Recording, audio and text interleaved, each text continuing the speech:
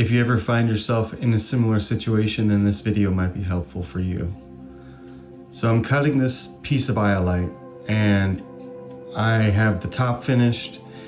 I have the bottom almost done. I'm polishing. I'm on the third tier. You can see the third tier still frosty, and it popped off the dop. So normally, no big deal. I could put this back on and just align one of the sides to the lap and find my orientation, and it'd be fine. But whenever I picked it up and cleaned off the stone, I discovered that the reason it popped off the dop is because an inclusion that was under the table just totally came out of the stone. It's gone.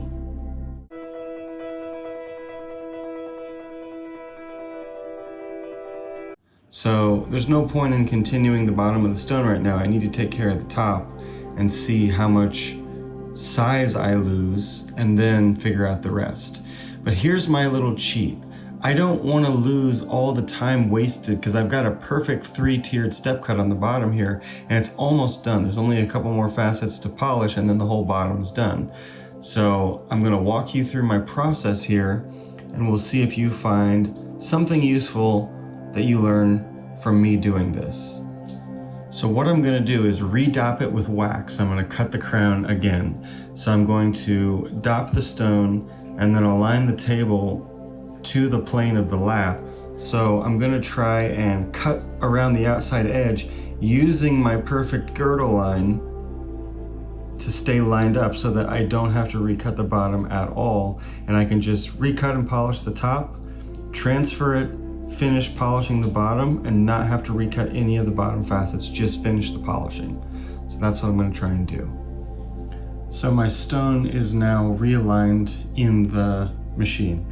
It's dopped, and I've aligned the table to the polishing lap, and I can use a little bit of slurry to see that the stone is completely flat when I pressed it into the lap. And also I've used the edge of the stone to line it up perfectly so that the bottom side is perfectly aligned with 96. So now I'm ready to just recut the table. Nothing special is going to happen. All I'm going to do is just cut down until I get underneath of that inclusion, and then some of it will maybe come out with my crown main facets. But first, we're just going to go ahead and cut the crack out of the table. So I've got a 600 grit lap, centered lap on here, and I'm on 0, I'm on 96 index, and I'm just going to come down and start cutting. Now I have to be careful. I want to cut as little as possible.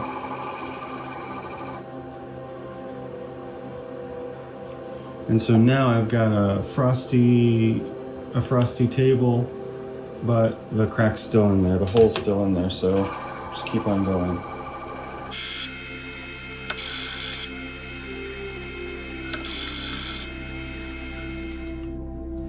So I've cut down so far now that I don't even have a second tier anymore. I've completely cut down through the second tier, and you can see that the crack is still really deep, so I have to keep going further.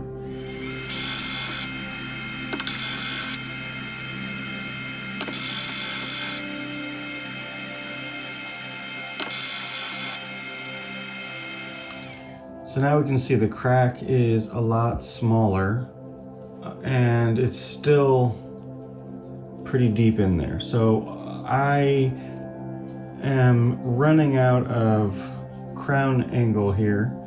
So what I'm gonna do, because I'm not totally sure where the side's gonna come in, so this original crown is 35 degrees, I'm gonna go ahead and push this down to 20 degrees so that it makes the table smaller, and I wanna watch this and see what happens to this side. I'm only gonna cut one side at 20 right now because I'm still experimenting and I need to figure out what's gonna happen.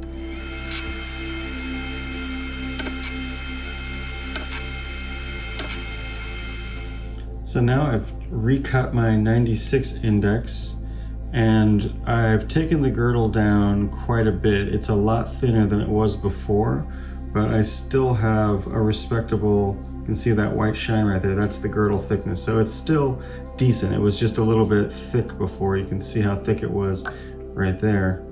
Now it's still respectable. And that took a lot more of my crack out, but not totally gone. And the stone looks a bit crazy right now, but once I do that same angle at the same depth all the way around, it'll look pretty normal. And I think that will almost remove the table. So let's go ahead and do that just so we can visualize it.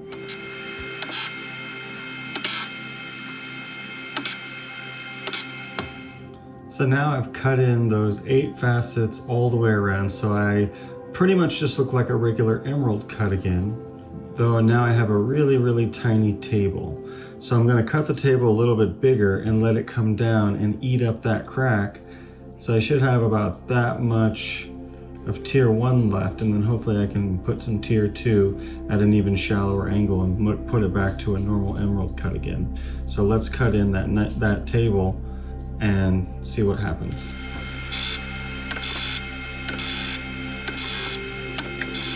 So now I've made the table a lot bigger. You can see that the crack is still there a bit, but I'm going to try and use my tier 2 angle. So the first one's at 20 degrees now, so I'll try to do the second one at 10 and see if 10 will just take that little bit out.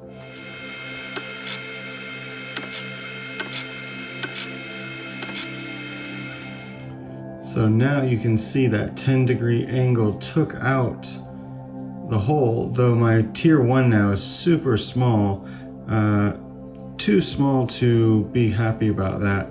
So I'm actually going to go back and cut tier 1 at maybe 15 degrees, and then I'll cut tier 2 at 10 degrees, and if I need to adjust the table after that, then I will, but I think it should be okay. So let's do that.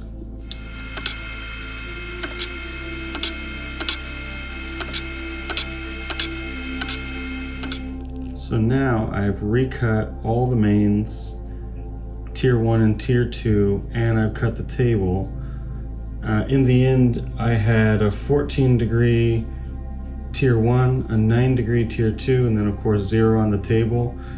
I'd like to make the table a little bit bigger. Maybe in polishing I'll stretch it out and then make tier 2 bigger in polishing as well. Tier 2 is a little bit small, but that's just because I was making the table bigger, but that's easy to fix and polish. And if we look on the side, yeah, the crown height is really shallow, but there was nothing I can do about that because I had to get under that crack.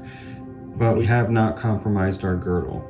It's still level all the way around and parallel till the pavilion side.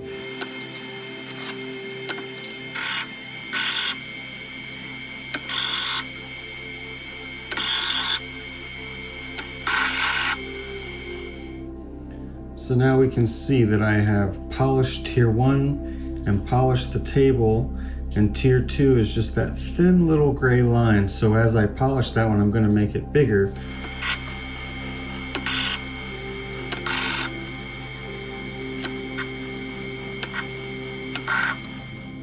And now the problem has been solved. Both tiers are back at respectable heights, tables back at a good size, and we don't have a hole, and the girdle is level and parallel with the bottom. So now we can flip it over and finish the stone. And here we've got the final stone finished. Nice reflection. Some inclusions inside still, but nothing we can do about that. All 3 tiers are polished and straight. Girdle line balanced and consistent all the way around the stone. Very flat table, but we were able to maximize our return by not losing more than what we needed to in that disaster of a hole.